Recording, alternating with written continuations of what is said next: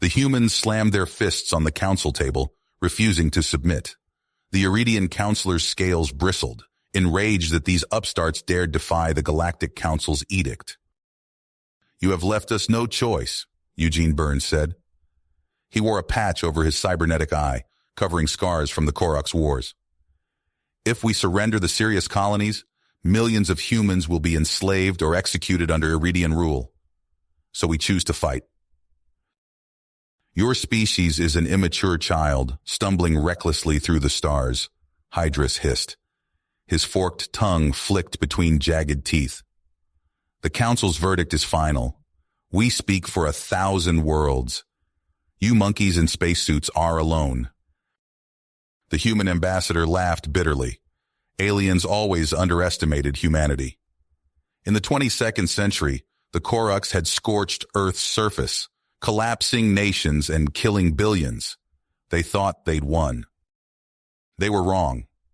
The surviving humans launched a desperate counterattack, a coordinated global strike that crippled the Korux invasion fleet. Not satisfied with mere survival, humanity seized the Korux's advanced technology and used it to build mankind's first starships. The Terran Federation rose from Earth's ashes to become a defiant interstellar power. And now these counselors threaten to take it all away. The Sirius colonies were some of the first human settlements beyond Sol. Over 10 million people had built new lives there, terraforming harsh alien worlds into bastions of human civilization. Eugene would be damned if he let the Council simply snatch those hard-won planets away. He'd watched too many friends die protecting humanity's birthright. The grizzled ambassador slammed his prosthetic fist on the table again. This bionic limb replaced the one he'd lost fighting the Korux. "Listen carefully, you overgrown gecko," Eugene growled. "If you think humanity will just roll over while you steal our colonies, you're in for one hell of a reality check. I promise you this, we'll fight to the last man to keep what's ours. And we fight dirty." Hydrus recoiled slightly but quickly regained his regal posture. "You doom your species with this foolish bravado. When the Council fleet arrives to subdue your colonies, you'll beg us for mercy." "Mercy? I'll show you human mercy." Eugene drew a chrome pistol from his jacket and pointed it at Hydrus. The chamber erupted in shocked gasps and cries of outrage. "Here's a preview of what's waiting for any counselor stupid enough to fuck with Earth. So go ahead. Tell your fleets to invade the Sirius sector." The ambassador's eyes were cold and merciless. "See what happens when you piss off the human race. Sirius is just the beginning. If you come for our colonies, we'll keep pushing until human boots are marching through the streets of your capitals. You haven't seen defiance until you've met a pissed-off human with nothing to lose." Hydrus trembled with barely suppressed rage, his plans unraveling before his eyes. You'll regret this, human," the counselor sputtered. But Eugene just flashed a predatory grin. "No, counselor, you'll regret thinking you could break us." The human turned and strode from the chambers, pistol still in hand. "See you on the battlefield." As Eugene walked past the stunned guards, he keyed his communicator. "This is Ambassador Burns. The Council has refused our ultimatum. Inform Earth Central Command. We are now at war with the Galactic Council." Ambassador Burns's act of defiance against the Galactic Council spread through the colonies like a shockwave. Within hours, even the most distant Terran settlements had heard of his bold declaration. On the rugged colony world of New Eden, nestled in the heart of the contested Sirius sector, the news was met with a mix of trepidation and grim determination. Jax McManus, a veteran of the Korux Wars who had retired to New Eden to start a farm, knew what Eugene's words meant. War was coming to their doorstep. The Iridians and the rest of the Council would not let such an insult stand. They would come for the Sirius colonies with all the might of their combined fleets. But Jax had not survived the horrors of the Korux invasion just to let some scaly bastards take his new home. He gathered the colonists in the town square, climbing atop a makeshift podium to address the crowd. "Listen up, everyone," Jax called out, his voice carrying over the murmurs of the assembled farmers, miners, and tradesmen. You all heard what happened on the Citadel. Ambassador Burns told the council to shove it, and you know what that means. The crowd grew quiet, a sense of unease rippling through their ranks. Jax pressed on. The Iridians and the rest of those council snakes, they think they can just roll over us. They think they can bully us into giving up our colonies, our homes. But they've never faced the stubborn resolve of human colonists before. Scattered cheers began to rise from the gathered settlers. Jax felt a swell of pride at their resilience. These were not soldiers, but they were ready to fight for what was theirs. We've carved a life out here on the edge of space, Jax continued, his voice growing louder. We've turned barren rocks into thriving settlements. We've endured hardships those soft council races can't even imagine. And now they want to take it all away? Hell no, someone shouted from the crowd, followed by a chorus of agreement. Damn right, hell no! Jax pumped his fist in the air. We'll show them what it means to fight for our freedom. We'll make them regret ever trying to mess with human colonies. The crowd erupted in cheers and applause, their resolve hardening into a collective determination. As the noise died down, Jax stepped off the podium and began to organize the colonists. They had work to do if they wanted to be ready for the coming storm. Over the next few days, the settlers of New Eden threw themselves into fortifying their colony. They dug trenches, built barricades, and stockpiled every weapon they could get their hands on. Jax, drawing on his military experience, trained volunteers in basic combat tactics and marksmanship. They were in the midst of these preparations when the first sign of trouble appeared. A lone Iridian scout ship entered the system, its sleek form standing out against the backdrop of stars. It was clearly attempting to gather intelligence on the colony's defenses before the main invasion force arrived. Jax wasted no time in assembling a squad of the most experienced fighters among the colonists. Most of them were ex-military like himself, men and women who had seen action in the Korux Wars or other conflicts. They boarded a small, heavily armed shuttle and rocketed up to intercept the Iridian intruder. The dogfight that followed was brief but intense. The Iridian ship was fast and maneuverable, darting and weaving as it tried to evade the colonists' fire. But Jax and his team were determined not to let it escape. They pushed their engines to the limit, matching the scout move for move. In the end, superior human grit and skill won out over alien technology. A well-placed shot from Jax's plasma cannon clipped the Iridian ship's engines, sending it spiraling toward the surface of New Eden. The colonists followed it down, ready to capture the pilot and his ship. The Iridian survivor put up a fierce fight when they tried to take him into custody, lashing out with claws and teeth. But Jax and his squad quickly subdued him with stun batons and restraints. As they hauled the snarling alien back to their shuttle, Jax couldn't help but feel a sense of pride. They had struck the first blow against the Council forces, capturing both a prisoner and a trove of advanced Iridian technology. News of the small victory spread quickly through the colony, lifting the spirits of the anxious settlers. They had shown that they could stand up to the alien threat.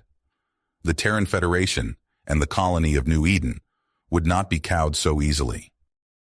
But little did they know that elsewhere in the galaxy, a new player was entering the game. In the shadowy depths of the criminal underworld, a notorious figure known only as the Broker watched the unfolding conflict with keen interest. The Broker, an infamous arms dealer and information trader, saw opportunity in the chaos. Wars were always good for business, and this one promised to be especially lucrative. With a network of contacts that spanned the known galaxy, the Broker was uniquely positioned to profit from the coming bloodshed. As the first shots were fired and the conflict began to escalate, the mysterious mastermind set his own plans into motion. Manipulating events from behind the scenes, he began to funnel weapons and information to both sides of the conflict. The Broker cared little for the outcome of the war itself. His only goal was to fan the flames and keep the fighting going as long as possible. And so the stage was set for a brutal interstellar struggle, one that would test the limits of human resolve and ingenuity. The Terran Federation, with its back against the wall, would have to fight not only the might of the Galactic Council, but also the machinations of an unseen puppet master. On the long flight back to Earth, Eugene couldn't stop thinking about the shitstorm he'd unleashed. The defiant speech, pulling a gun on that smug prick Hydrus. Part of him still couldn't believe he'd done it. Picking a fight with the Galactic Council was ballsy, even for him. But what choice did he have?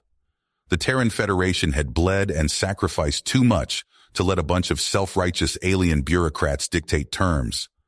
Humanity would never be the Council's lapdogs, rolling over whenever they barked an order. As the blue-green orb of Earth filled the view screen, Eugene felt a pang of nostalgia mixed with grim purpose. He'd grown up down there, fought across half the galaxy, but this planet would always be home. And he'd be damned if he let the Council threaten it. The shuttle touched down at a heavily guarded spaceport outside Geneva, the heart of the Terran Federation's government. Eugene was whisked through layers of security checkpoints and biometric scans, descending into the sprawling underground complex of the Federation's high command. In a dimly lit briefing room, Eugene came face to face with General Marcus Graves. The grizzled old soldier had a presence that filled the room, his broad shoulders straining against his crisp uniform. Graves fixed Eugene with a hard stare.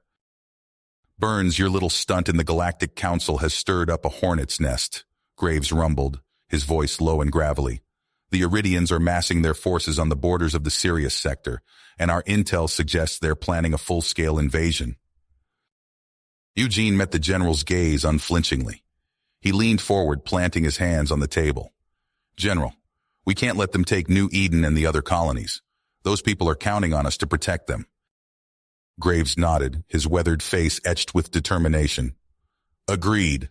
That's why we're sending in the Omega Force." Eugene's eyebrows shot up. The Omega Force was the stuff of legend, the Terran Federation's most elite special operations unit. They were the best of the best, drawn from the toughest, meanest bastards humanity had to offer. "You really think it's come to that, sir?" Eugene asked, a mix of surprise and respect in his voice. Graves stood, his imposing frame towering over the ambassador. "The Iridians have underestimated us for too long, Burns. It's time we show them what humanity is truly capable of." As Eugene left the briefing, a sense of unease settled in his gut. He couldn't shake the feeling that the war was about to take a turn for the worse. And in the shadowy depths of the criminal underworld, the broker watched the unfolding drama with a predatory smile. His web of spies and informants had already begun to undermine both sides, sowing chaos and confusion. Sabotage in a Iridian shipyard, crippling a fleet before it could even deploy. A leaked transmission, exposing a Terran battle plan and forcing a hasty retreat. The broker's unseen hand was everywhere, pulling strings and manipulating events. As the Terran Federation and the Iridian Empire braced for a climactic confrontation above New Eden, another war was already raging in the shadows. A battle of espionage and covert ops, where the line between friend and foe blurred into nothingness. And caught in the middle were the brave soldiers of the Omega Force, humanity's last line of defense against the alien threat. They would be the tip of the spear, striking deep into enemy territory on daring raids and sabotage missions. But even these elite warriors couldn't know the true extent of the broker's influence. As they prepared for the fight of their lives, dark forces conspired to turn their valor into tragedy. On the eve of battle, Eugene stood on the observation deck of the Terran flagship, watching the distant stars glitter in the void. He thought of New Eden, of Jax and the brave colonists, ready to lay down their lives for their homes. "Hold on just a little longer," he whispered to the empty expanse. "Help is on the way." In the cavernous war room of the Iridian High Command on Zirthax, Counselor Hydrus slammed his clawed fist on the table. The assembled military leaders flinched at the sudden outburst. "The humans have made fools of us," Hydrus snarled, his reptilian eyes flashing with rage. "A single scout ship, captured by mere colonists. It's unacceptable."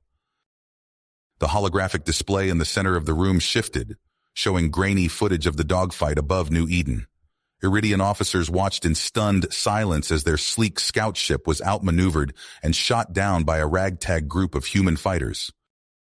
"This cannot stand," Hydrus continued, his voice dripping with venom. The Terran Federation's defiance threatens the very foundation of our rule. If we allow them to gain a foothold in Sirius, it will only embolden other races to resist our authority. The War Council erupted into a cacophony of heated arguments and shouted proposals. Some advocated for an immediate, overwhelming assault on New Eden to crush the human resistance in one swift stroke. Others called for a more measured approach, cutting off the colony supply lines and letting them wither on the vine. Amidst the chaos, a quiet voice cut through the din like a laser. "If I may, Counselor," Zeraxis said, his tone smooth and calculated.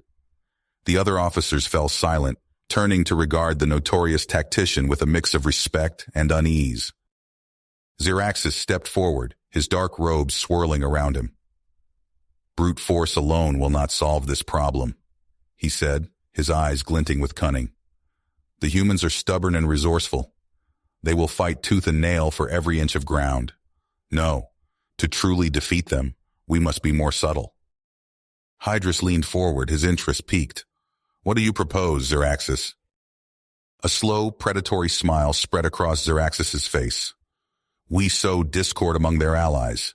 We turn their friends into enemies and let them destroy each other. By the time the Terran Federation realizes what's happening, it will be too late." The War Council listened intently as Zeraxis outlined his audacious plan. Whispers of awe and disbelief rippled through the room as the true scope of his scheme became clear. In the heart of the human colony on New Eden, a sense of grim determination settled over Jax McManus and his fellow defenders. They had won the first skirmish, but they knew it was only the beginning. The Iridians would be back, and in greater numbers. As Jax helped fortify the colony's defenses and train the volunteer militia, he couldn't shake the feeling that something was off. The Iridians were cunning and ruthless, but they were also predictable. This whole situation felt different, like there were hidden currents beneath the surface. Little did Jax know that, light years away, the Iridians were already putting their insidious plan into motion.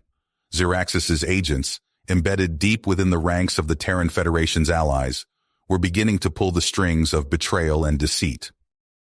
And in the cold void of space, Eugene Burns and the Omega Force raced towards New Eden, unaware of the tangled web of lies and treachery that awaited them. The true nature of the war was about to be revealed, and it would test the limits of human resolve like never before. The stars streaked past the view screen as the Omega Force's ship hurtled through hyperspace. Captain Jake Maverick Holston stood on the bridge, his brow furrowed as he watched the readouts flicker across the display. They were less than an hour away from New Eden when the distress call came in. "Captain, we're receiving an emergency transmission from the Terran outpost on Prometheus," the COEM's officer reported, her voice tight with tension. "They're under attack by an unknown alien force. The garrison is being overrun." Maverick's jaw clenched. He knew every second counted if they were going to save New Eden, but he couldn't ignore a plea for help from his fellow soldiers. He turned to his XO, a grizzled veteran named Sergeant Hawkins. "Sergeant, plot a new course for Prometheus. We're going in."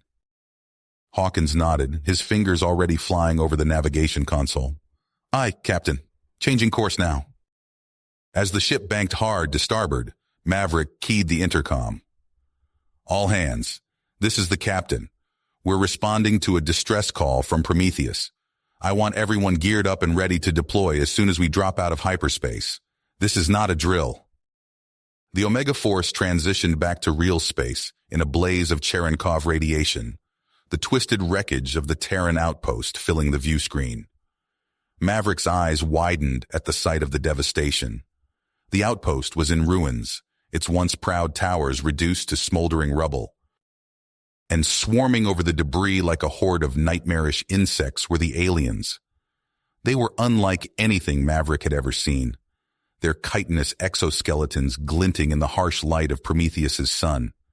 They moved with a terrifying speed and agility, their razor-sharp claws tearing through the outpost's defenses like they were made of paper.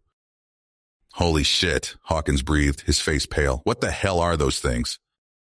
Maverick shook his head, his mind racing. "I don't know, Sergeant, but we're going to find out. Prep the drop pods. We're going in hot. Minutes later, the Omega Force streaked towards the surface of Prometheus in a barrage of drop pods. The pods slammed into the ground with bone-jarring force, disgorging the elite soldiers into the heart of the battle. Maverick emerged from his pod, his pulse rifle already spitting plasma bolts at the nearest aliens. The creatures screeched in pain as the bolts tore through their exoskeletons, but more kept coming, their numbers seemingly endless. The Omega Force fought with the skill and precision of the Terran Federation's finest warriors, their advanced weaponry and rigorous training proving to be a match for the aliens' raw ferocity. Maverick led from the front, his rifle blazing as he charged into the fray. But even as they pushed the aliens back, Maverick couldn't shake the feeling that something was wrong. The creatures seemed to be focusing their attacks on the Omega Force, almost as if they were deliberately trying to keep them occupied. And then it hit him like a bolt of lightning. This whole attack was a diversion, a ploy to draw the Omega Force away from their real target, New Eden. Maverick's blood ran cold as he realized the truth. The Iridians and their new alien allies had outplayed them, luring the Terran Federation's best hope for victory away from the very place they were needed most. He keyed his comm, his voice ragged with exhaustion and desperation. Holston to Terran Command. We've been tricked. The attack on Prometheus was a ruse. New Eden is the real target. Repeat, New Eden is the real target. But even as he spoke, Maverick knew it was too late. The Omega Force was trapped on Prometheus, fighting for their lives against an endless horde of nightmarish creatures, while the fate of New Eden hung in the balance. Light years away, Eugene Burns stood on the ramparts of New Eden's hastily erected defenses, his eyes scanning the skies for any sign of the enemy. He had no way of knowing that the Omega Force, the Terran Federation's ace in the hole, had been drawn away by a cunning stratagem. As the first Iridian ships appeared on the horizon, their hulls glinting in the light of the rising sun, Eugene tightened his grip on his rifle. The battle for New Eden was about to begin, and the human colonists would have to face it alone. The sky over New Eden darkened as thousands of Iridian ships poured through the rift in space, their hulls bristling with weaponry. Panicked colonists streamed out of settlements, fleeing in terror as the alien fleet moved into bombardment position. Jax McManus stood on a hilltop, watching the enemy armada blot out the sun. Fear clenched his gut, but he shoved it aside. These colonists were counting on him. He activated his comm. All militia units, this is Jax. Evacuation plan Delta 5. Get the civvies to the caves up north. The rest of you with me. We're taking the fight to these scaly bastards. A ragtag fleet of shuttles, freighters, and mining ships lifted off, racing to meet the Iridians head-on. The ships were loaded with improvised weapons, mining lasers, jury-rigged torpedo launchers, even construction equipment repurposed for war. Jax and his militia flew like madmen, weaving between the lumbering Iridian cruisers. They fired at weak points, then darted away before the aliens could target them. Lasers and plasma bolts crisscrossed the sky in a dazzling light show. A Iridian frigate exploded as a mining drill punctured its reactor. On the ground, colonists ambushed Iridian landing parties, using guerrilla hit-and-run tactics. Jax's militia had spent months preparing, stockpiling weapons, memorizing the terrain. They lured the aliens into dense jungles and narrow canyons, where the Iridians' numbers counted for nothing. The humans picked off the enemy infantry with sniper fire, demolition charges, and deadfall traps. Jax knew they couldn't beat the Iridians in a straight fight, but they could bleed them, buy time for the colony transports to evacuate, and maybe, just maybe, find a way to cripple the invasion before it truly began. He gathered his most elite fighters, veterans, hunters, miners, tough as grizzled leather. They boarded a fast attack shuttle and rocketed toward the Iridian flagship. Jax's plan was desperate and daring. Get aboard the command ship, kill or capture the leadership, throw the fleet into chaos. Plasma fire hammered the shuttle as it wove through a gauntlet of Iridian point defenses. Alarms blared as the vessel's shields failed. Jax gripped his rifle tighter. 30 seconds! the pilot shouted over the din of enemy fire. The shuttle smashed into the flagship's hull at full speed, ripping through bulkheads in a shriek of tortured metal. Jax was first out the hatch, rifle blazing. His team stormed out behind him, engaging the Iridian Marines in brutal close-quarters combat. Jax fought like a man possessed, cutting down Iridians left and right with precise plasma bolts. His team broke into the ship's CIC, gunning down the command crew in a hail of searing energy. But before they could celebrate their victory, Jax saw it, a strange device in the center of the room, pulsing with baleful crimson light. He hacked into a nearby console, praying his translation software could make sense of the Iridian script. What he found turned his blood to ice. This was no ordinary flagship. It carried a planet-killer weapon, a doomsday device that could wipe out entire worlds. New Eden was just the beginning. Once the Iridians broke humanity's frontline colonies, they would rampage unchecked through human space. No one would be safe. "We can't let them use this thing," Jax growled to his team. "We finish the job here and now." His soldiers nodded grimly, setting demolition charges throughout the CIC. They had to destroy the planet killer, no matter the cost. Jax took one last look at the screen showing the raging battle outside, wondering if Eugene and the Omega Force would reach New Eden in time. Then he armed the last charge and sprinted for the extraction point. One way or another, the fight for humanity's future would end here, above this unassuming frontier colony. But even as Jax fought to save New Eden, he couldn't shake the nagging feeling that this was all going according to someone else's plan. The Iridians were deadly and ruthless, but this attack seemed too perfect, too calculated. It was almost as if an unseen puppeteer was pulling the strings, manipulating both sides towards some dark and terrible endgame. As the Omega Force's ship hurtled back towards New Eden, Maverick's comm crackled to life. An encrypted transmission, origin unknown, began to play. The message was brief but shocking. It contained detailed intelligence on the Iridians' battle plans and the location of a secret weapons research facility. Maverick's brow furrowed as he listened. This intel was too good to be true. Every instinct screamed that it was a trap. But with New Eden in the balance, could they afford to ignore it? He made the call. "Ghost, prep your team for infiltration," Maverick ordered over the comm. "Find out what the Iridians are hiding in that facility, but watch your back. Something doesn't smell right." Lieutenant Alex Ghost Reeves, the Omega Force's best covert operative, gathered his hand-picked squad. Armed to the teeth and outfitted with advanced stealth tech, they slipped past the facility's defenses like wraiths. Inside, the horrors they found defied belief. Dozens of humans, shackled and brutalized, were being used as guinea pigs for twisted Iridian experiments. The air reeked of blood and burnt flesh. And there, among the prisoners, Ghost saw a face he never thought he'd see again. Ethan, his brother, lost years ago on a deep space mission and presumed dead. Now here he was, scarred and emaciated, but alive. Ethan's haunted eyes met Ghost's. "Alex, is it really you?" His voice was barely a rasp. Ghost clasped his brother's shoulder, emotions warring on his face. "I'm here, Ethan. We're getting you out." Ethan shook his head. "There's no time. The Iridians, they've built a planet killer. It's nearly operational. They're going to test it on a human colony, slaughter millions, as a show of force." Ghost's blood ran cold. The stakes had just gotten a lot higher.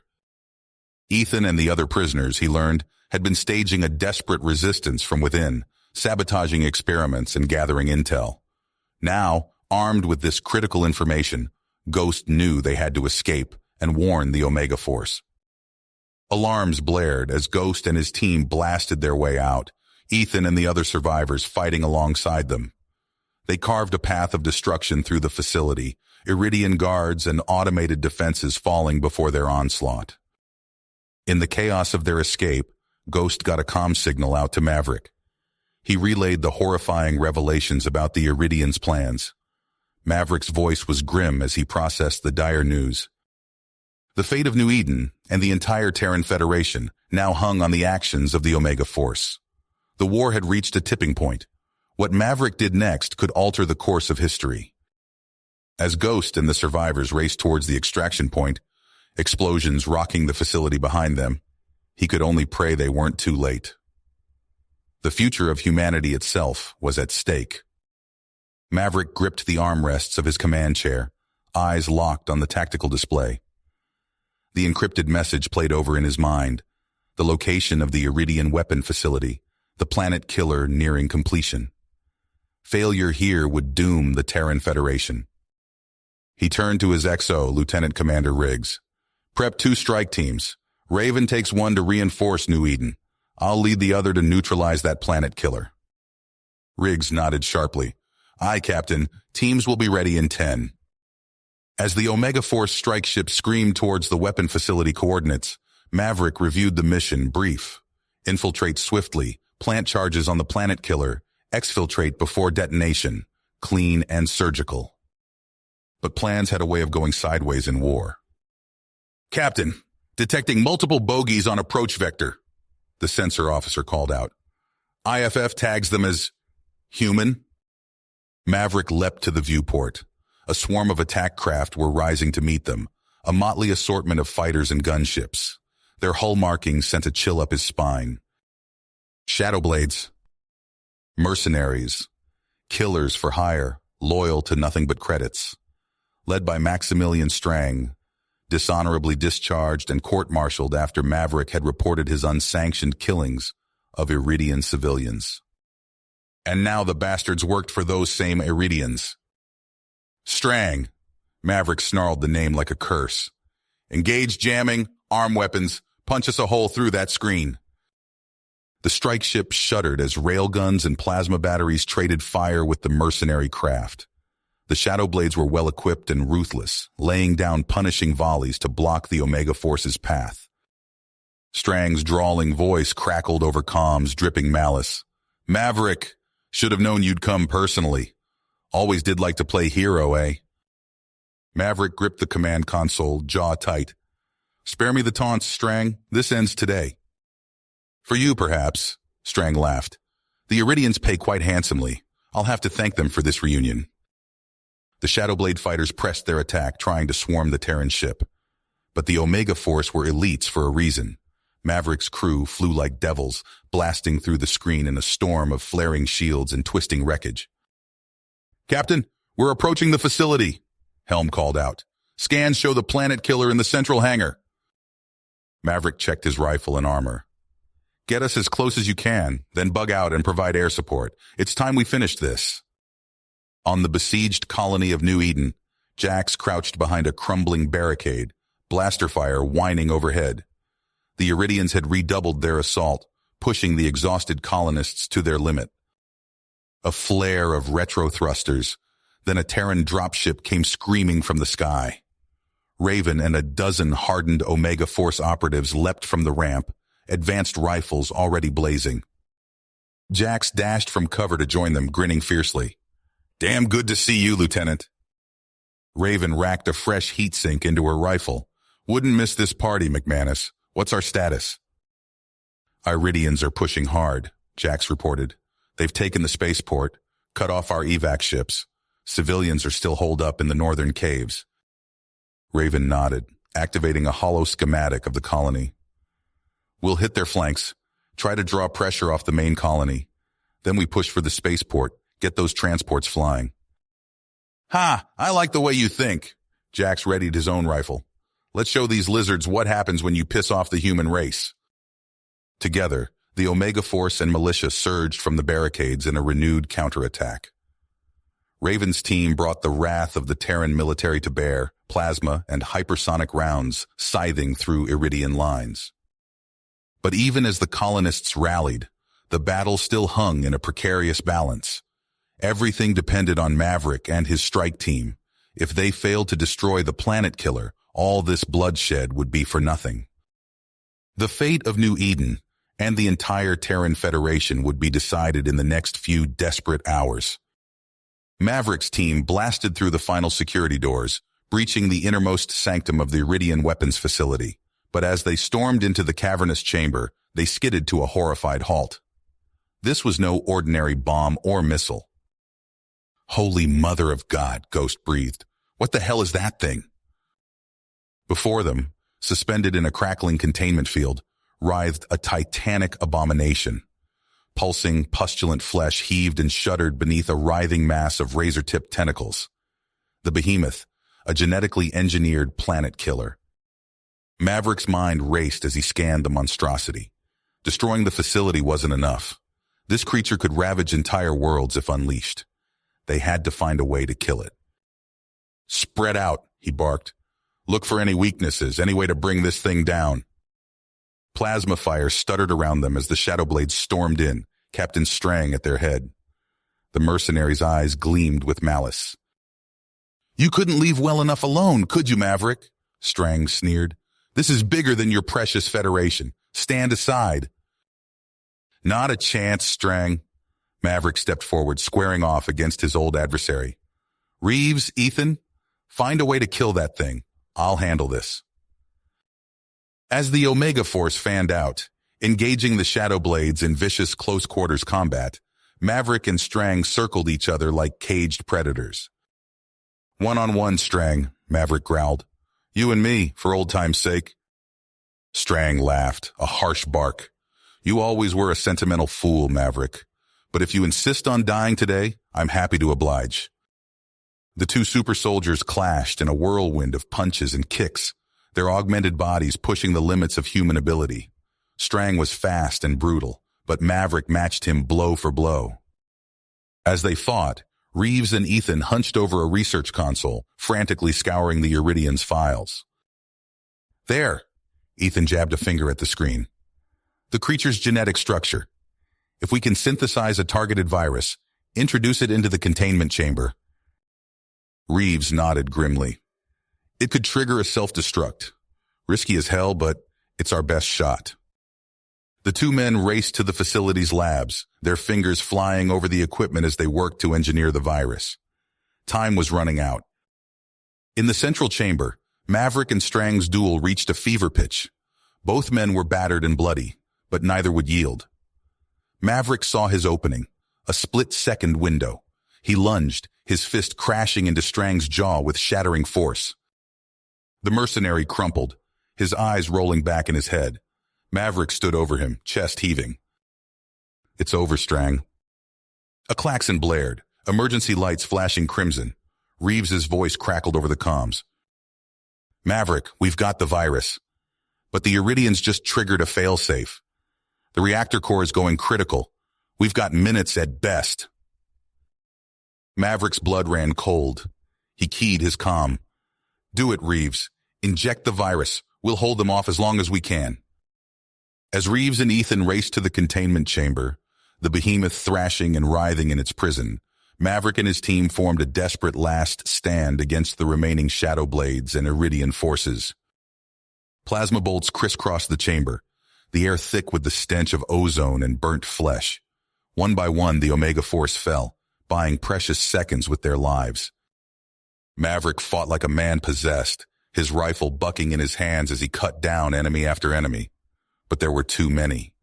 A searing bolt punched through his armor, dropping him to one knee. Through a haze of pain, he saw Reeves and Ethan at the containment controls, the virus uploaded and ready. The behemoth convulsed, its hideous form starting to blacken and necrotize as the virus ravaged its twisted genetics. But the reactor warning blared with renewed urgency. Containment failure imminent. The core would detonate, vaporizing everything for 100 miles, including New Eden Colony. "Reeves, Ethan, get out of here," Maverick shouted over the comm. "Get back to the ship. Warn the colony." Ethan's voice crackled back, grim and resolute. "No can do, Captain. Someone has to stay behind, make sure this thing dies." Maverick's heart sank. He knew what had to be done. With a final effort, he hauled himself to his feet, his shattered body screaming in protest. He keyed the comm one last time. "It's been an honor serving with you all. Tell my wife and daughter. Tell them I love them." As Reeves and Ethan raced to the evac point, Maverick limped to the containment controls. The behemoth shuddered in its death throes, the virus consuming it from within. Maverick slammed his fist down on the override button, his eyes locked on the abomination. The containment field flickered and died, the reactor core howling as it went critical. In the heart of the inferno, the behemoth let out one final agonized shriek. Then the world went white, the fires of the reactor core consuming all in a cataclysmic blast. The weapon, the facility, and the countless horrors it had spawned were scoured from existence in a heartbeat. Far above, Ethan and Reeves watched from the evac ship as a second sun bloomed on the planet's surface. They were all that remained of the Omega Force, their comrades sacrificing all to save the Federation from the Iridians' terrifying creation. But even as they mourned, they knew the fight was far from over. The Iridians were still out there, their schemes and machinations still in motion. And on New Eden, the battle for survival raged on, the colonists unaware of the greater conflict that had just been fought on their behalf. The war was far from over, but for now, thanks to the courage and sacrifice of Maverick and his team, humanity had been given a fighting chance. The behemoth was dead, the planet killer destroyed. But the cost had been high, and the Omega Force knew that many more battles lay ahead before the Terran Federation would be truly safe from the Iridian threat. They set course for New Eden, ready to rejoin the fight and honor their fallen comrades in the only way they knew how. By making sure their sacrifice had not been in vain. The reactor warning blared with renewed urgency. Containment failure imminent. The core would detonate, vaporizing everything for 100 miles, including New Eden Colony. Maverick's mind raced as he sprinted down the corridor, Ethan at his side. They had to reach the behemoth's chamber, inject the virus, but every second brought them closer to annihilation. "Ethan, take the vial!" Maverick shouted over the klaxons. "I'll buy you time." He shoved the viral injector into Ethan's hands and spun to face the oncoming horde of Iridians. Plasma bolts sizzled past as he opened fire, his rifle bucking against his shoulder. Ethan didn't hesitate. He charged toward the containment chamber, dodging enemy fire. His heart pounded as he reached the massive blast doors. He slammed his fist against the control panel.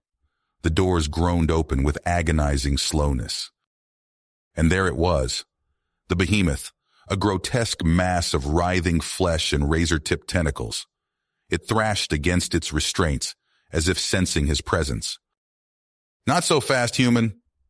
The voice was cold, mocking. Ethan spun to see a gaunt figure emerge from the shadows. Dr. Elijah Roth, the mad scientist behind this abomination. "You're too late," Roth sneered. "The behemoth is just the beginning. I will unleash a swarm of these creatures, and humanity will evolve or perish." Around him, a phalanx of genetically enhanced soldiers took aim at Ethan. Their eyes glowed with unnatural light, their muscles bulging beneath form-fitting armor. "I'll take those odds." Maverick's voice rang out as he barreled into the room, tackling the nearest super soldier. The chamber erupted into a whirlwind of violence, Maverick and Roth's forces clashing in brutal hand-to-hand combat. Ethan seized his chance. He leapt toward the containment unit, the viral injector gripped tight. A super soldier lunged to intercept him. Ethan ducked beneath the soldier's grasp and slammed the injector into the fleshy mass of the behemoth. The creature convulsed as the virus flooded its system. Its hideous bulk began to blacken and wither, its agonized shrieks filling the chamber. "No!" Roth's scream was one of rage and despair. "You fools! You've doomed us all!"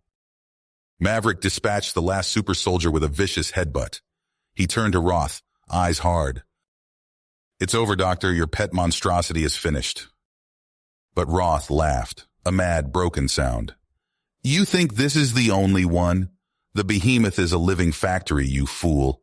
Even now its spores are ready to be unleashed. If even one escapes..." Maverick's blood ran cold. He keyed his comm.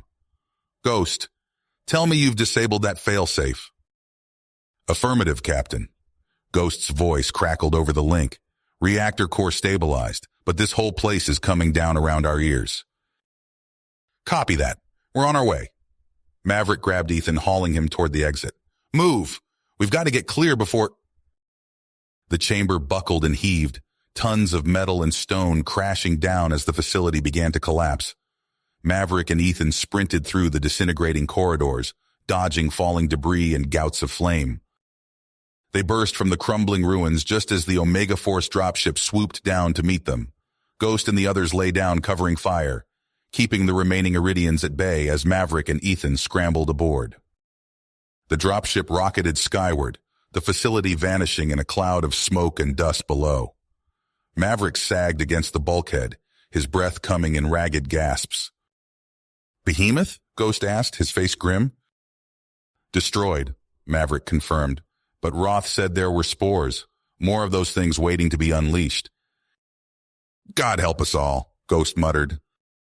Maverick clenched his fist, his knuckles white. The behemoth was dead, but the war was far from over, and if Roth's final words held any truth, the fate of the galaxy itself hung in the balance.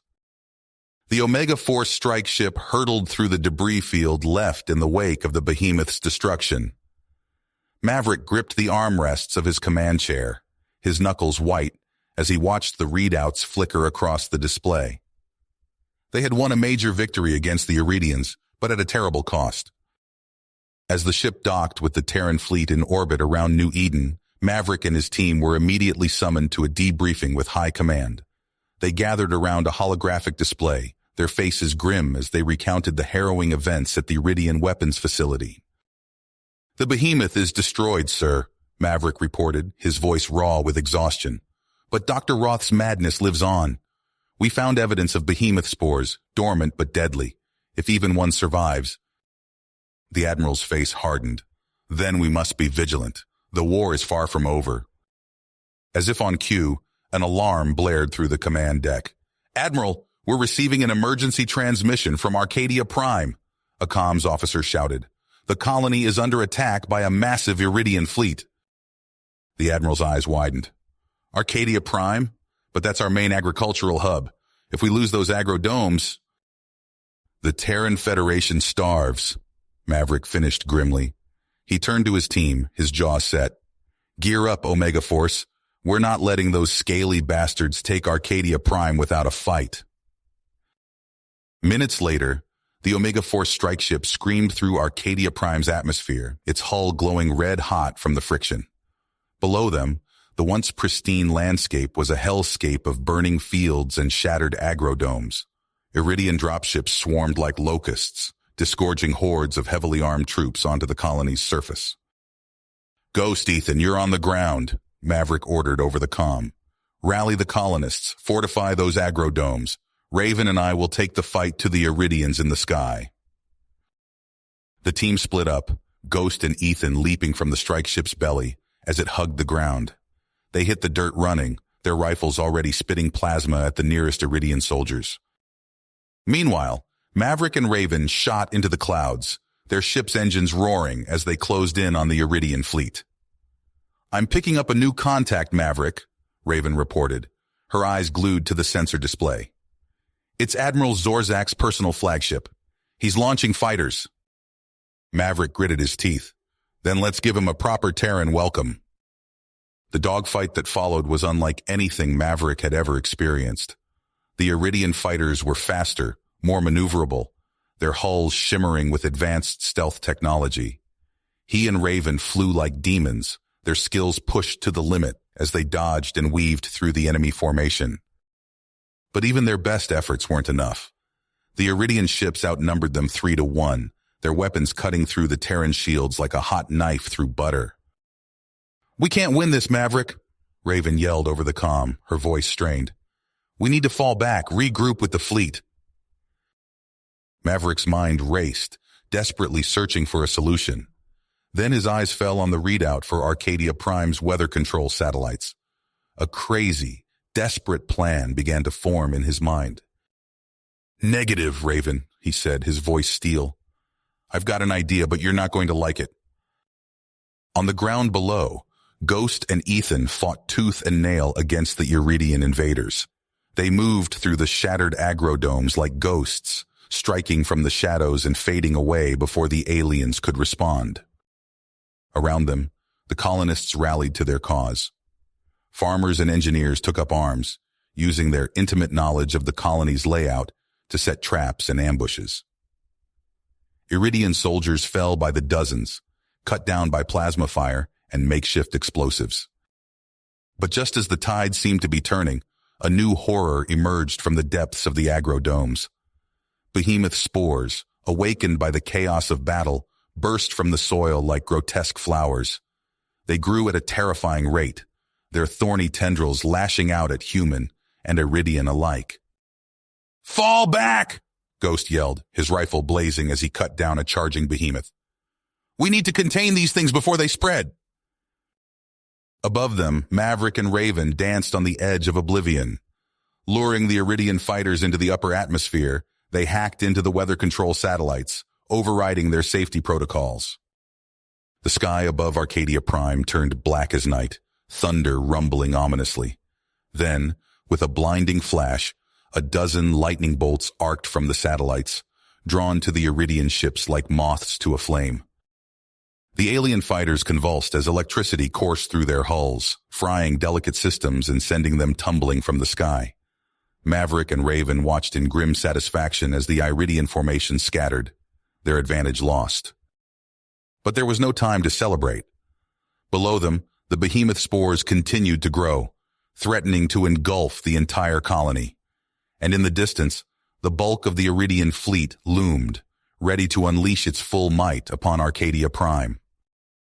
The battle was far from over, and as Maverick steered his battered ship back towards the fray, he knew that the hardest fight was yet to come. As the behemoth spores rampaged through the aggro-domes, their thorny tendrils lashing out with terrifying speed, Maverick knew they had no choice. The colony's vital food supply, the lifeblood of Arcadia Prime, would have to be sacrificed to save its people.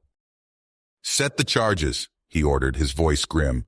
"We'll blow the domes and contain these bastards, then evacuate the colonists." Ghost and Ethan moved with practiced efficiency, planting explosive charges at key structural points throughout the vast, transparent domes. The once lush gardens and orchards within, now overrun by the writhing behemoth spores, seemed to shudder with each placed charge, as if sensing their impending doom. As the last charge was set, Maverick keyed his comm. "All units, this is Maverick. Prepare for detonation and immediate evacuation. Get the civilians to the spaceport now." A chorus of acknowledgments came back, the voices of his team and the colonial militia strained but determined. They knew the stakes, the price they would pay for survival. Maverick's finger hovered over the detonator, a heavy weight settling in his chest. But before he could press the button, a new voice crackled over the comm, one he had never heard before. "Captain Holston, this is Zyrax of the Zephyr Consortium.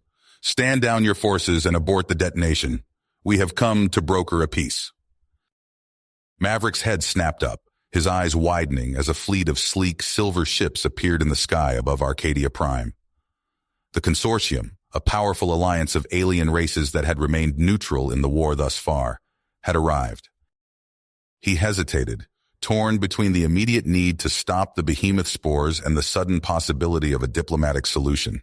The Consortium's timing was impeccable, almost too perfect. "Captain, what are your orders?"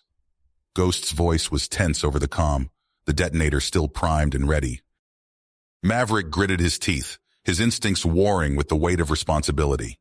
The colony's fate hung in the balance, and the Consortium's offer, if genuine, could save countless lives. "Stand down," he said at last, the words tasting bitter on his tongue. "But keep the charges in place. We'll hear what they have to say." As the Consortium's ships descended, Maverick and his team made their way to the spaceport, where the evacuees huddled in fear and confusion. The alien envoy, Zyrax, emerged from his ship with a flourish, his sleek metallic form gleaming in the harsh light of Arcadia Prime's sun. "Captain Holston, I presume." Zyrax's voice was smooth and cultured, his words carefully chosen. "I come bearing an offer of peace, an end to this destructive conflict between your Terran Federation and the Iridian Empire." Maverick regarded the alien warily, his hand never straying far from his weapon. "And what exactly does this offer entail?" Zyrax smiled, a thin, calculated expression. A ceasefire, for starters, and a summit, where representatives from both sides can come together to negotiate a lasting treaty. In exchange, the consortium is prepared to provide the Terran Federation with advanced technology and resources to aid in the rebuilding of your shattered colonies. It was a tempting offer, almost too good to be true. Maverick glanced at his team, seeing the same suspicion and doubt mirrored in their eyes. The consortium's sudden appearance and their seemingly benevolent offer raised too many questions. "And what does the consortium stand to gain from this arrangement?" Maverick asked, his tone carefully neutral. Xyrax spread his hands in a gesture of openness. "Peace, Captain. Stability. An end to the chaos and destruction that has plagued this sector for far too long. The consortium seeks only to foster harmony and cooperation between the races of the galaxy." Maverick's instincts screamed that there was more to it than that the consortium's motives were not as altruistic as they claimed.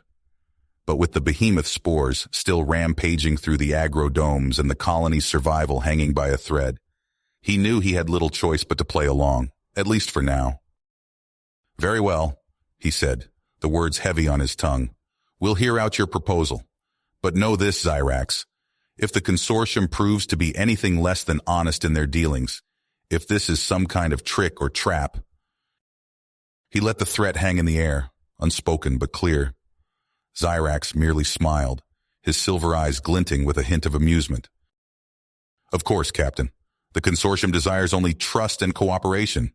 We would not dream of deceiving our new allies." As the negotiations began, Maverick couldn't shake the feeling that they were walking into a web of lies and manipulation. The consortium's offer was too convenient, their timing too perfect. He knew he would have to tread carefully to play the game while working behind the scenes to uncover the truth. For now, the behemoth spores were contained, the colony's immediate fate secure. But as Maverick watched Xyrax and his entourage with wary eyes, he knew that the true threat to humanity's future might be sitting across the negotiating table, smiling and spinning promises of peace. The Omega Force had faced many challenges, many enemies in their fight for humanity's survival. But as they stood on the brink of a new and uncertain future, Maverick knew that the greatest test of their strength and resolve was yet to come. As the delegates gathered on Ethan, Maverick and his team moved swiftly and silently.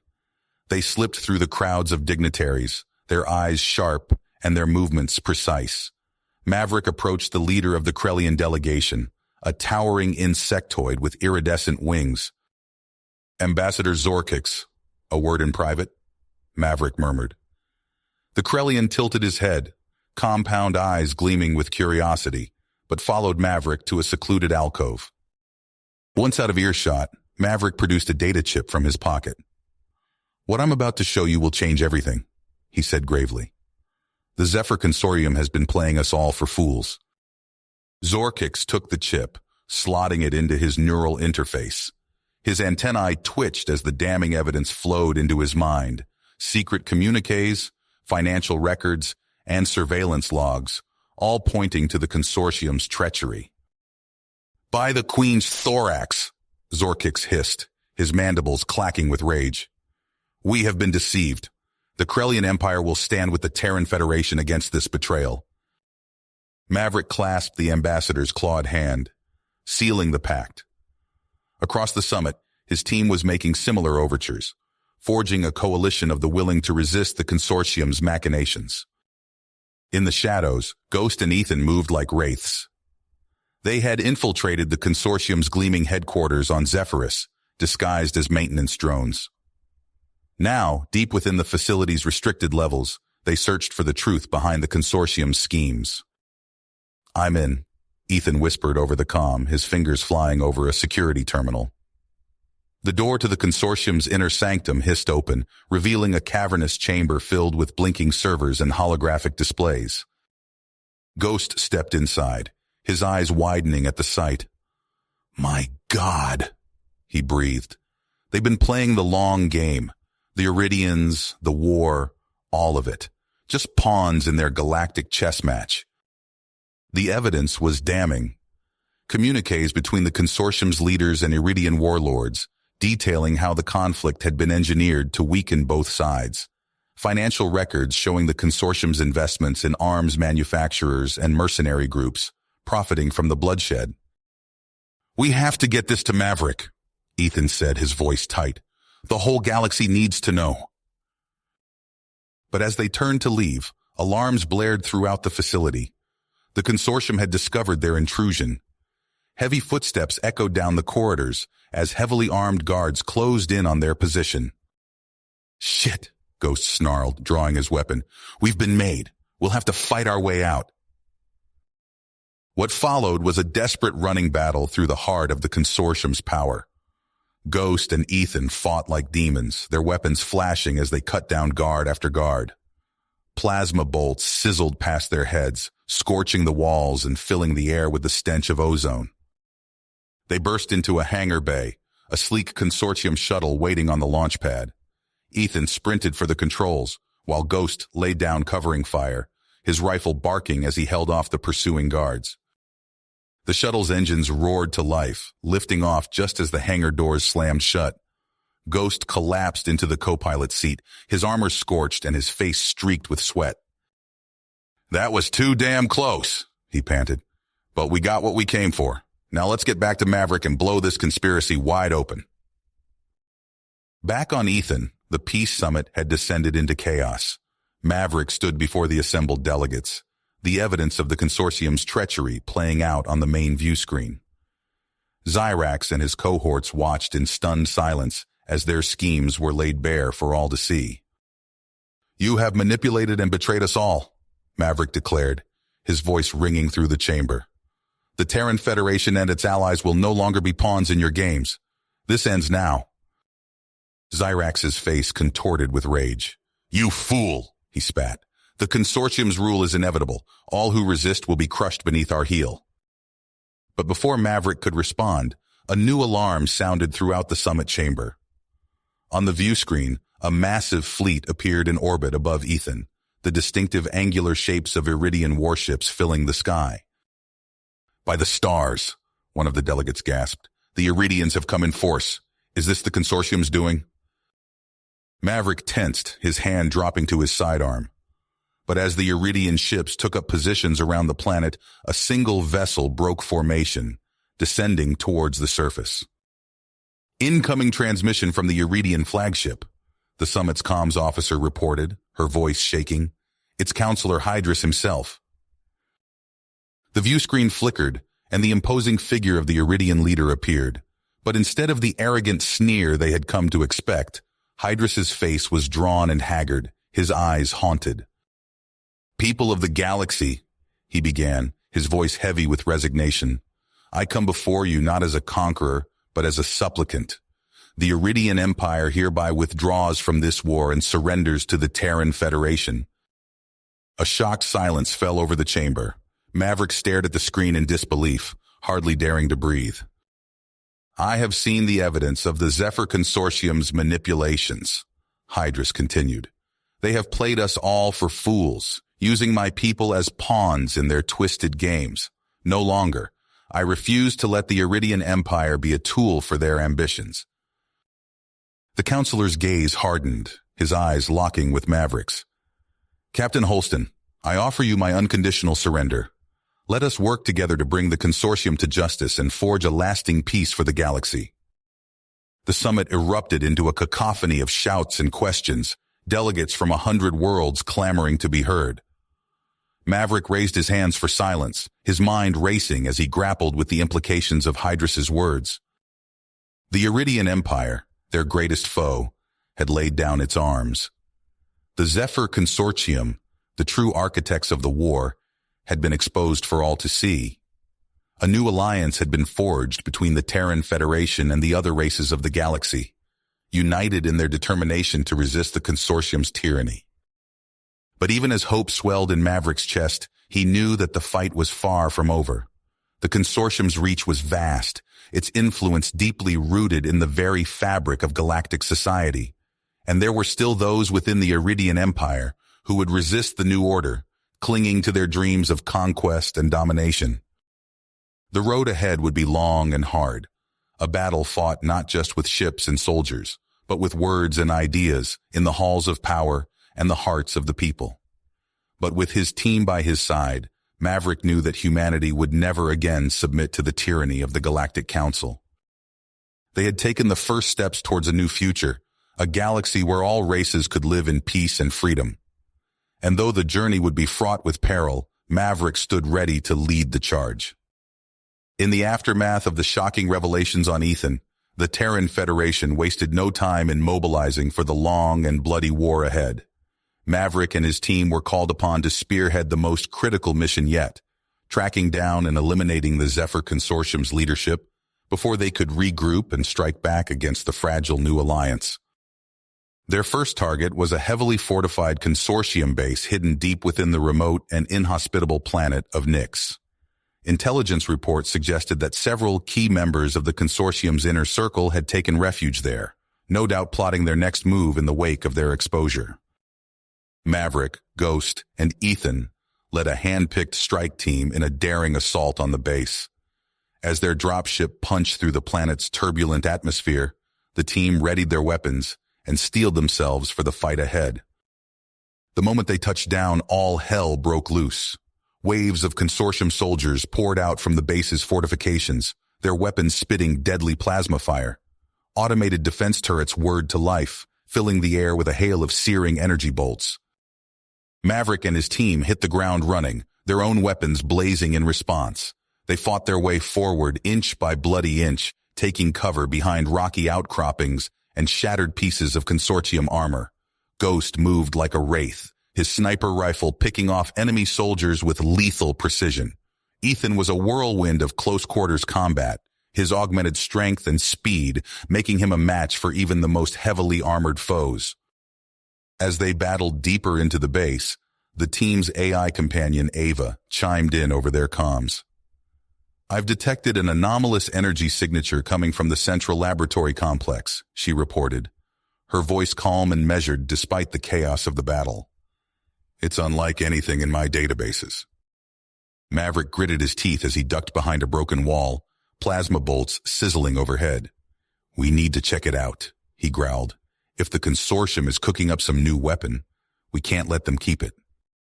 Fighting their way through the base's labyrinthine corridors, the team finally breached the central lab. What they found inside made their blood run cold. Towering machines pulsed with an eerie, otherworldly light, while holographic displays showed swirling vortexes of impossible colors and shapes. And there, at the center of it all, stood a figure in a pristine white lab coat. He turned to face them, his eyes gleaming with madness and triumph. "Welcome, Terran soldiers," Dr. Zoran Nexus said, his voice dripping with false warmth. "You're just in time to witness the birth of a new era." Nexus gestured to the pulsing machines around him. "Behold, the Chrono Disruptor. With this device, I will reshape the very fabric of space and time itself. The consortium will rule not just the galaxy, but all of history." Maverick leveled his rifle at the mad scientist. "Not on my watch, you won't. Shut it down, Nexus. Now!" But Nexus merely laughed, a chilling sound that echoed through the chamber. "You're too late, Terran. The device is already active, and now you will be the first to feel its power." With a maniacal grin, Nexus threw a switch on the nearest console. The machines around him thrummed with building energy, the air itself seeming to warp and twist. Maverick and his team opened fire, but their shots were swallowed by the growing maelstrom of distorted space-time. In a desperate struggle, Maverick lunged for the console, grappling with Nexus as he tried to shut down the device. The two men fought tooth and nail, trading blows amidst the crackling storm of chronal energy. With a final, desperate effort, Maverick managed to overpower Nexus, slamming the scientist's head against the console with a sickening crack. The Chrono Disruptor shuddered and sparked, its energy field collapsing in on itself. But even as the device died, Nexus laughed through bloody teeth. "You fool! You've doomed us all!" With his last breath, the scientist triggered a hidden failsafe, setting off a chain reaction that sent tremors rocking through the entire base. "Self-destruct sequence initiated," Ava reported, her voice tinged with urgency. "We have to get out of here now." Maverick and his team raced through the crumbling facility, dodging falling debris and gouts of flame. They burst out into the open air, just as the base began to collapse in on itself, the ground heaving and buckling beneath their feet. As they sprinted for their waiting dropship, a figure emerged from the smoke and chaos. It was Captain Maximilian Strang, the rogue human mercenary who had once fought alongside them. Strang leveled his rifle at Maverick, a cruel smile playing across his scarred face. "Going somewhere, old friend?" Strang called out, his voice mocking. "You know it's not too late to join the winning side. The consortium could use soldiers like you." Maverick's eyes narrowed, his finger tightening on his rifle's trigger. "I'd rather die than join you and your consortium masters, Strang. You betrayed everything we fought for." Strang shrugged, his smile never wavering. "Suit yourself, Maverick, but you and your little band of heroes can't stop what's coming. The consortium will rise, and you'll be nothing but dust beneath our boots." With those words, Strang opened fire, his shots joined by a hail of plasma bolts from the surviving consortium forces. Maverick and his team dove for cover, returning fire as they made a desperate break for their ship. The battle was fierce and bloody, fought amidst the ruins of the collapsing base. Ghost took a hit to the chest, his armor shattering under the impact. He fell to the ground, his life bleeding out onto the rocky soil. Ethan and Maverick fought like demons, cutting down consortium soldiers left and right as they dragged their fallen comrade back to the dropship. They barely made it aboard before the base finally exploded, the shock wave nearly knocking the ship out of the sky. As they limped back to friendly space, Maverick cradled Ghost's broken body, his heart heavy with the price of their victory. They had struck a blow against the consortium, but at a terrible cost. And as he looked out at the stars streaking past the viewport, Maverick knew that this was only the beginning. The Zephyr consortium might be wounded, but it was far from defeated. The road ahead would be long and hard, filled with more battles and sacrifices. But the Terran Federation and its allies would not falter. They would fight on no matter the cost, until the galaxy was free from the consortium's tyranny. And Maverick and his team would be there, leading the charge, ready to give their all for the cause of freedom. In the wake of Maverick's heroic sacrifice, the Terran Federation and the Iridian Empire put aside their differences, forging an alliance built on mutual respect and a shared determination to bring the Zephyr Consortium to justice. Ethan, his heart heavy with the loss of his mentor and friend, stepped up to lead the Omega Force, the weight of command settling on his shoulders like a mantle of duty. Ghost, fully recovered from his brush with death, stood at Ethan's side as his trusted second. Together they pored over intelligence reports and star maps, searching for any clue that might lead them to the consortium's hidden strongholds. A breakthrough came in the form of a grainy encrypted transmission from the lawless Outer Rim, whispers of a secret consortium base, hidden on the remote and inhospitable planet of Erebus. It was a lead they couldn't ignore. As the Omega Force approached Erebus, their sensors screaming warnings of multiple contacts, Ethan felt a cold knot of dread form in his gut. Shapes emerged from the void, a fleet of consortium ships, their hulls bristling with advanced weaponry. And at their center, a massive dreadnought, its silhouette jagged and menacing against the starfield. "Evasive maneuvers!" Ethan barked, his fingers flying over the helm controls. "Ghost, bring the weapon systems online. Looks like we're in for a fight." The Omega Force's ship jinked and weaved, plasma bolts sizzling past the viewport as the consortium fleet opened fire. Ethan gritted his teeth, coaxing every ounce of speed and agility from the engines as he plunged into the asteroid fields and nebulae that surrounded Erebus, using the celestial hazards as cover. The running battle was brutal and desperate, the Omega Force outnumbered and outgunned. Consoles sparked and smoked, alarms blaring as the ship's shields strained under the onslaught. But Ethan and his crew fought on, their skills and determination keeping them alive against impossible odds. Amidst the chaos, Ghost's console pinged with an incoming transmission. He frowned, his fingers dancing over the decryption algorithms. The message was heavily encrypted, the source identifier scrambled. But as the contents scrolled across his screen, Ghost's eyes widened in disbelief. "Ethan, you need to see this," he called out, his voice taut with tension. "It's from Dr. Roth. He's on Erebus and he wants to defect."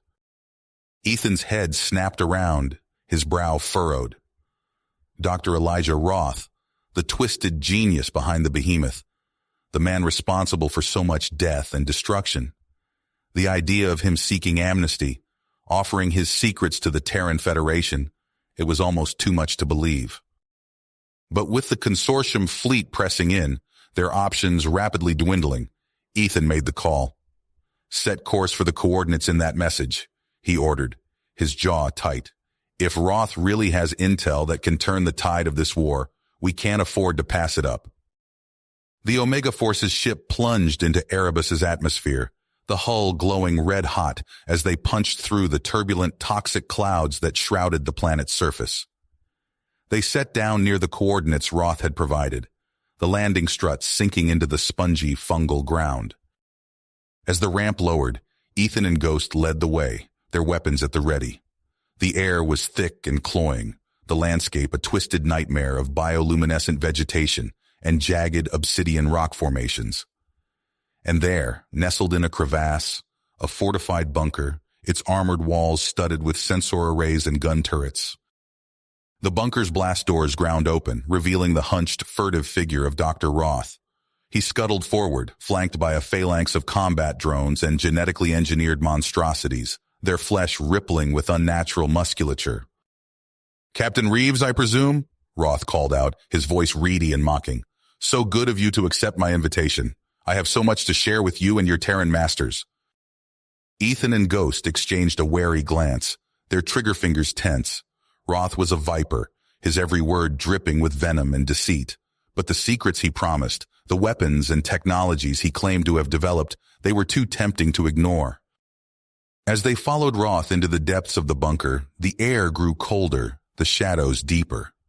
The scientist led them into a cavernous laboratory, the walls lined with containment tanks and stasis pods, each one housing a twisted, nightmarish creature. "Behold the fruits of my labors," Roth declared, his arms sweeping wide. "A new generation of bioweapons, more powerful and terrifying than anything the galaxy has ever seen. With these at your disposal, the Terran Federation will be unstoppable." Ethan's stomach churned as he stared at the abominations floating in their tanks. The behemoth had been bad enough, but these were an affront to life itself. "And what's the catch, Roth?" Ghost demanded, his rifle never wavering from the scientist's chest. "You expect us to just let you walk away, disappear into the shadows?" Roth smiled, a thin, reptilian expression. "A small price to pay, don't you think? My freedom, in exchange for the key to your victory. Surely you can see the wisdom in that." Ethan hesitated, torn between his duty and his revulsion. Roth's knowledge, his creations, they could indeed turn the tide against the consortium. But at what cost? What sort of monsters would they become if they allied themselves with a man like this? Before he could voice his doubts, the bunker shuddered under a sudden impact. Alarms blared, red lights strobing as the comm system crackled to life. "Captain, the consortium fleet has found us!" The voice of the Omega Force's pilot shouted, panic edging his words. "They're launching a full-scale assault on the bunker. We need to get out of here now." Ethan cursed, his mind racing. They were trapped, caught between the consortium's guns and Roth's insanity. He glanced at Ghost, saw the same grim determination in his friend's eyes. We make our stand here," Ethan said, his voice hard as steel. "We hold the line, buy time for the fleet to get here, and we keep Roth and his research out of consortium hands, no matter the cost." As the bunker shook under the consortium's bombardment, the Omega Force took up defensive positions, their weapons primed and ready. Roth scurried deeper into the facility, his monstrous creations following in his wake. Wave after wave of consortium troops poured into the bunker, their armor gleaming under the strobing lights. Ethan and his team met them with a hail of plasma fire, the air thick with the stench of ozone and charred flesh. They fought with the fury of the damned, each soldier driven by the knowledge that they were all that stood between the consortium and the horrors Roth had unleashed. The battle was brutal and bloody, the Omega Force taking casualties with every passing minute. But they held the line, their courage and skill matched only by their desperation. And when the Terran Federation fleet finally arrived, dropping out of hyperspace with guns blazing, the tide turned in a heartbeat. The consortium ships scattered, their formation broken by the sudden onslaught. The Terran Marines stormed the bunker, securing the facility and mopping up the last pockets of resistance. As the smoke cleared and the wounded were tended to, Ethan and Ghost made their way to Roth's inner sanctum, ready to confront the mad scientist and claim his research for the Federation. But when they kicked in the door, weapons at the ready, they found only emptiness and echoes. Roth was gone, vanished into the shadows like a wraith, and with him, every scrap of his research, every twisted creature and unholy bioweapon. The Omega Force had won the battle, but the cost had been high, and as Ethan surveyed the carnage, the weight of command heavy on his shoulders, he knew that their war was far from over. Roth was out there somewhere, his insanity and genius a threat to every living thing in the galaxy. And it would be up to Ethan and his team to hunt him down, to stop him before he could unleash a new wave of horrors upon the unsuspecting stars. The Omega Force had a new mission, a new enemy to face. And they would not rest until the job was done. The shattered hulk of the Arcturus research station tumbled into the black hole's maw, vanishing forever into the void. On the bridge of the Omega Force's flagship, Ethan slumped in the captain's chair, his face lined with exhaustion and grief. The revelation of Dr. Roth's betrayal and the existence of the void spawn weighed heavily on his mind. Beside him, Ghost shook his head in disbelief. All this time, Roth was working with the Zephyr Consortium, and those things, those void spawn. What the hell are we dealing with here, Ethan? Ethan ran a hand through his hair, his eyes haunted. I don't know, Ghost, but whatever it is, we have to stop it. We can't let the consortium unleash those horrors on the galaxy. Suddenly, the comm system crackled to life. Captain Reeves, we're receiving a message on a secure channel. It's encrypted, but the source is unknown. Ethan frowned, leaning forward in his seat. Put it through. The message was brief and cryptic, the voice distorted by layers of scrambling. If you want to know the truth about the Zephyr Consortium's leader, come to Zephyrus Prime. Coordinates attached. Come alone. Ghost's eyes narrowed. It's a trap. It has to be. Ethan nodded grimly. Of course it is, but we don't have a choice. We need that information. He keyed the comm. Helm, set a course for Zephyrus Prime, and get me Admiral Zarin of the Iridian Special Forces. We're going to need backup on this one. As the Omega Force's ship hurtled through hyperspace, Ethan briefed his team and the Iridian commandos on the mission. They would land on Zephyrus Prime, a world that had been off-limits to outsiders for centuries, and confront whoever had sent the message. It was a risky gambit, but the stakes were too high to ignore. When they dropped out of hyperspace above Zephyrus Prime, Ethan's heart sank. The planet was a blasted wasteland, its surface scarred by centuries of war and environmental collapse. As they descended through the turbulent atmosphere, they saw the ruins of once great cities stretching out to the horizon, now nothing more than crumbling monuments to a forgotten age. They set down on the outskirts of what had once been the planet's capital, the landing ramp hissing open to reveal a desolate, windswept landscape. Ethan led the way, his rifle at the ready, Ghost and the Iridian commandos fanning out behind him. They picked their way through the rubble-strewn streets, the eerie silence broken only by the crunch of their boots on the debris. Suddenly, a shot rang out, and one of the Iridian soldiers fell, a neat hole drilled through his helmet. Ambush! Ethan yelled, diving for cover behind a collapsed wall. Ghost, get the snipers! Everyone else, suppressive fire! The air erupted with the sound of gunfire and the sizzle of plasma bolts as a force of consortium soldiers emerged from the ruins, their weapons blazing.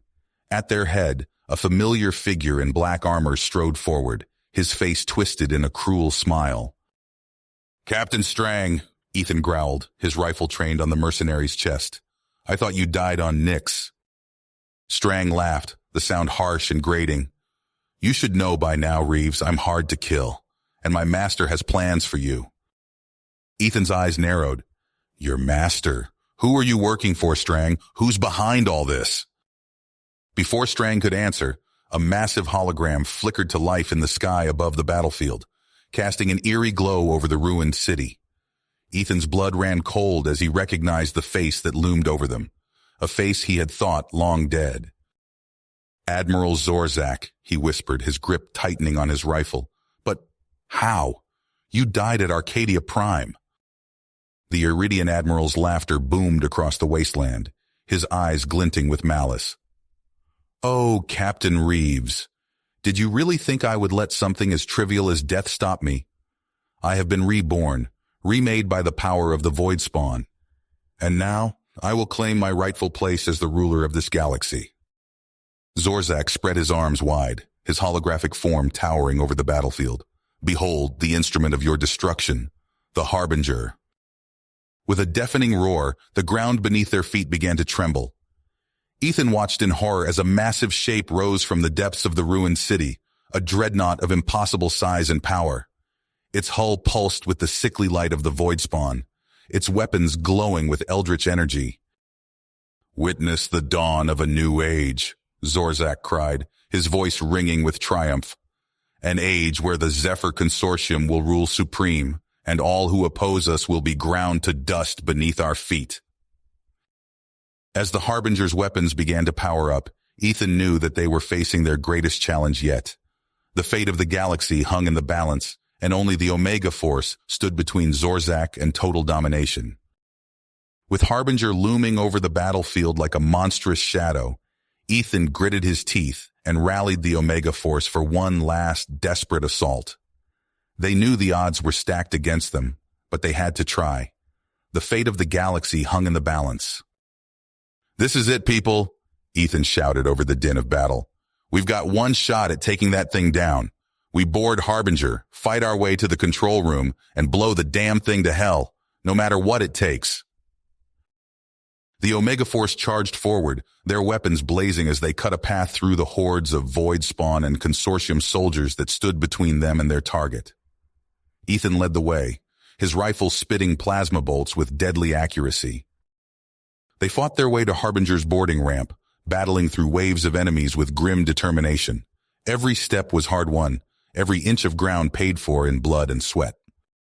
Inside the dreadnought, the fighting was even more intense. The corridors were choked with Void Spawn, their twisted forms lurching out of the shadows to attack with terrifying speed and ferocity. The Omega Force pushed forward, their weapons flashing in the gloom as they cut down the monstrous creatures one by one. Finally, they reached the central control room. The doors slid open to reveal Admiral Zorzak himself, seated on a throne of twisted metal and pulsing biomechanical tendrils. The Iridian leader sneered at them, his eyes glinting with malice. You're too late, humans, Zorzak hissed. Harbinger is fully operational. Soon the galaxy will tremble before the might of the Zephyr Consortium. Ethan stepped forward, his rifle leveled at Zorzak's chest. Not if we have anything to say about it, you bastard. The battle that followed was brutal and unrelenting, a no-holds-barred fight to the death. Zorzak was a formidable opponent, his body augmented with Void Spawn technology that made him stronger, faster, and more resilient than any normal being. Ethan and his team fought with everything they had, pushing themselves to the very limits of their strength and endurance. They traded blows with Zorzak, their weapons clashing in showers of sparks and sizzling energy. But despite their best efforts, it soon became clear that they were outmatched. Zorzak was too strong, too fast. One by one, the members of the Omega Force fell, their bodies broken and bleeding on the deck. Ethan staggered to his feet, his armor cracked and his weapons spent. He looked around at his fallen comrades, a wave of despair washing over him. They had come so far, fought so hard, only to fail at the very end. That was when Ghost made his move. The silent warrior had been grappling with the psychological toll of his near-death experience. the weight of all the lives he had taken and the horrors he had witnessed. In that moment, he saw a chance to make it all mean something. With a final defiant roar, Ghost charged at Zorzak, tackling the Iridian leader and sending them both tumbling to the deck. His hands scrabbled at the control panel, his fingers flying over the keys as he initiated the overload sequence for Harbinger's power core. "Ghost, no!" Ethan screamed, realizing what his friend was doing, but it was too late. The power core exploded in a blinding flash of light, a massive shockwave rippling out through the dreadnought's hull. Ethan and the surviving members of the Omega Force were thrown off their feet, the deck bucking and heaving beneath them. Alarms blared, and warning lights flashed as Harbinger began to tear itself apart, its structure compromised by the devastating overload. Ethan staggered to the viewport, his eyes widening in horror as he saw Ghost's lifeless body consumed by the flames, along with Zorzak and the last remnants of the Zephyr Consortium. "We have to get out of here," Ethan yelled, his voice raw with grief and desperation. The Omega Force fought their way back to their ship, dodging falling debris and gouts of flame as Harbinger disintegrated around them. They barely made it out before the dreadnought exploded in a cataclysmic blast, the shockwave hurling their ship tumbling through space. Ethan clung to the helm, his knuckles white as he fought to regain control. As the dust settled and the Terran and Iridian fleets regrouped, the full scale of the devastation became clear. The war had taken a terrible toll on both sides, with countless lives lost and entire worlds left in ruins. In the aftermath of the battle, the Terran Federation and the Iridian Empire finally put aside their differences, the shared trauma of the conflict forging a new bond between the once bitter enemies. They came together to rebuild, to heal the wounds that had been inflicted on their peoples and their worlds. But even as they began the long, slow process of recovery, they knew that the scars of the war would never truly fade. The losses they had suffered, the horrors they had witnessed, would stay with them forever. For Ethan, the price of victory was too high to bear. Haunted by the memory of Ghost's sacrifice and the countless other lives that had been lost, he resigned his commission and disappeared into the void, seeking solace in the emptiness of space. The Omega Force, once the pride of the Terran Federation, was disbanded, its surviving members scattered to the winds. They had given everything to save the galaxy, but in the end, the cost had been too great. And on the distant planet of Erebus, Dr. Elijah Roth emerged from hiding, his mind twisted by the horrors he had witnessed and the knowledge he had gained. He set out to continue his experiments in secret, driven by an insatiable hunger to unlock the secrets of the Void Spawn and harness their power for his own ends. As the galaxy struggled to find a new balance in the wake of the war, one thing became clear. The legacy of the conflict would be felt for generations to come, and the scars it had left behind might never truly heal. The Terran Federation and the Iridian Empire had emerged victorious, but at a cost that might prove too high to bear. The galaxy had known a fragile peace in the years since the war's end, the scars of that terrible conflict still raw and bleeding. But now, from the depths of the Arcturus Nebula, a new horror was born, a vast, ravenous hive mind of void spawn, awakened by the destruction of the research station and the nexus that had once contained it.